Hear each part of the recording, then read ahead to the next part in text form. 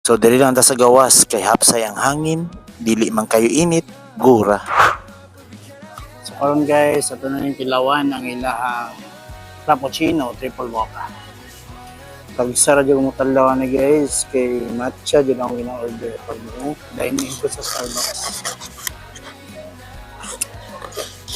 Okay lang. Ini man. Goods.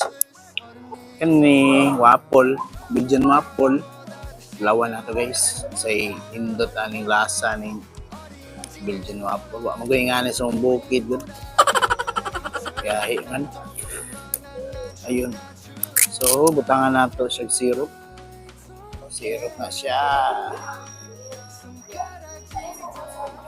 Gamit-gamit na kutsara. Ay, mali.